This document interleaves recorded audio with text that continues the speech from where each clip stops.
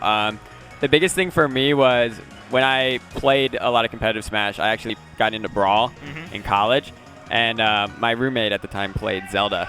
So we were teammates. So Absa kind of comes from like a Zelda, but with more movement options. And it looks like we're getting right into it, into Tower of Heaven right now.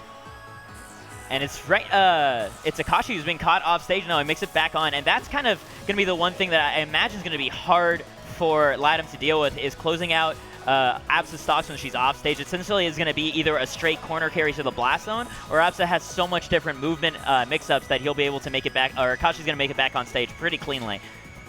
I also like the double jump cloud placement. You can keep moving and put that cloud on stage to just kind of defend yourself. Since there is no shield in the game, you have to really call out that cloud and parry it. And then sometimes the cloud might not even be on you, but there we go. No way! And Lattim is the one who falls. Barely messing up that corner carry combo, and you know what? Akashi doesn't mess up himself, manages to walk away with that first stock, but getting the drag down into the uppercut. I'm pretty sure Lattim was going for the double dunk. I think he just did not mean to fast fall after the first fair. He kind of just wanted to follow Akashi down, and he ended up fast falling past Akashi. I love that retreat onto the top platform by Lattim. Just not going to even bother trying to land on Absa. The up tilt that Absa has is so disjointed, and then can also set up for up air and kill at like 80% on a lot of characters. Lattim having another opportunity. And going, yeah, you see the tether into another uppercut. So beautiful. That was so super clean. Ed kind of closed out the stock at the perfect percent he needed for that to KO. I love the patience as well. What is it? Maypul being one of the few characters, her and Ori able to cling to the side of the wall and wait out a lot of edge guarding traps that other characters would just have to deal with immediately. Not dying to that up strong. That's actually really big for Lattim. He manages to make it back on stage. Getting around that Absa edge guard is so big. I think one of the biggest things we've seen in late Rivals competitive play compared to early is people noticing that aerial KOs, just how strong they are because of where you can use those moves. So Maypul up special, for example, that we saw killed there. Up strong, barely not doing it. Akashi having great DI. This is still scary for him, though, because when he finally manages to kill Lattim, he still has to make his way through another stock, and he can die to another up strong. But there we go. That was Gets nice. his own. Called out the tether recovery with up strong there. I like it because up strong hits all around Absa. When Maypul tethers to somebody, Maypul gets to choose what side they end up on, but having a full body hitbox just covers all those options. Yep. And Akashi definitely made a read there because he started the up strong as soon as Lattim started the tether. So that was, he was going for a read and he got it. Oh, Lily helps close out that game. Yeah, being able to set up for the wrap up. And that was another aspect of the Watcher's Mark we didn't mention going into the set, that when somebody is marked, when they get hit by a smash attack or when they get knocked into Lily the plant, they get completely immobilized, and it's a free opening for Maypul's favorite attack to kill with. All three of those stocks were uppercuts. Yeah. That was pretty nice. Yeah. So what I was mentioning is, like, yeah, being able to kill from any position is great. Like, Force Burn Combust is the same, where having a special kill move that you can use near the blast zones means you can close out stocks so much earlier if you can combo into it.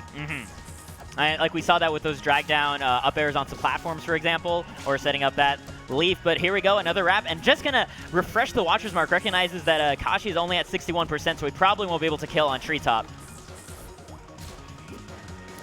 Treetop's an interesting stage choice. So you play Absa. What do you think Akashi's thinking here? I honestly think a part of it is just the really large blast zones, where Akashi wants to be able to keep the quarters close here and control a lot of potential stage space with the cloud. But if he guesses wrong, right, he won't die to uppercut immediately. Whereas Absa has such explosive kill power like everywhere that it won't large blast zones rarely affect her. Right. Yeah, her up air and her up strong are going to be killing around a pretty consistent percent, whereas Maypul likes to kill kind of close to the sides and the top. And like we had actually right there, Lattim diving out into like the mid off stage in order to find that forward air and close it out. Whereas in the previous game, it was just purely all over the stage uppercuts doing the trick. Right. Beautiful follow up with that up air. Yeah, and there you saw it purple when Lattim was basically on the leaf platform. So even at that height, Absa is able to secure kills. That's like the shortest you can up air basically. Yeah. Like. Lattim getting another edge guard. I love the Lily placement, and Akashi just slips through. The Lily placement being really good for Lattim there because Akashi couldn't go for a follow-up without going through Lily. Oh, this could be it. No! Wow, amazing DI coming from Akashi. Otherwise, Akashi in a tough spot at 100%. This is definitely within death range. Oh, gets out of the tether up air. Yeah, that is a 50-50 where you get chased to the top and you can either SDI up to avoid the last hit of the up air, but if Maypul nairs, then that kills you off the top instead. Ooh, doing a little bit of that stall. Oh my gosh. He falls out of the up air, double jump, finds him. That was crazy, but immediately afterwards, Akashi keeping it even at the final stock now. Oh man. Lattim's getting so much play off of Lily at the exact right times. Wow, those backers are so nice. Oh, and that's the double dunk. Double, and doesn't die this time as well. Lattim up now 2-0 against Akashi. That last stock was so convincing.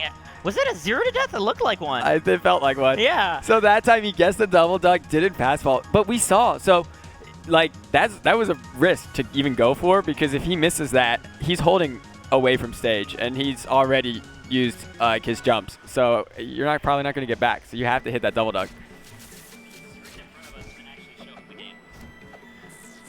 Yeah, we're going to be going to Blazing High. Whoa. That is really unfortunate there for Akashi. My guess for Blazing Hideout would be just trying to avoid the edge guards that he was getting hit with in terms of the double fares, and also having this constant platform that Akashi can harass under using the up air. But it's not really looking like he's getting the chance. Lattim holding on to that stage so nicely. Oh, going in deep, but still able to keep the follow-up. Oh my god. Absolutely worth the double. I love that both of them burst out laughing as that happened, because that's when you have a full stock lead, a stock per stock is perfectly valid. Right. I wonder if, because so in Rivals we have like the whiff lag mechanic, right? So you can actually, you get less lag if you hit. I wonder if Lattim was dead there, or if he just committed. He was like, I'm just going to go for it. I think he just went in hard for it, considering the amount of momentum he was feeling at that point. And we saw him kind of go off the side in one of the earlier attempts, too. I think if that was his last stock, we probably would have seen him make a little more effort to hit the second fair and then also try to get back. This is scary. Akashi potentially on his final stock this tournament, and he still has to get through not just this one, but another Lattim stock in the process. And Lattim has racked up pretty good damage as well.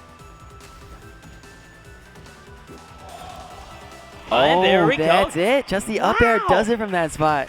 I was impressed with that chase down, just catching Akashi right there in the corner, and that's kind of the downside of Blazing Hideout, is the ceiling height is much more normal, much shorter than other stages, so also potentially open it up for those vertical KOs, even though the edge guarding just worked out fine as well at the end of the day.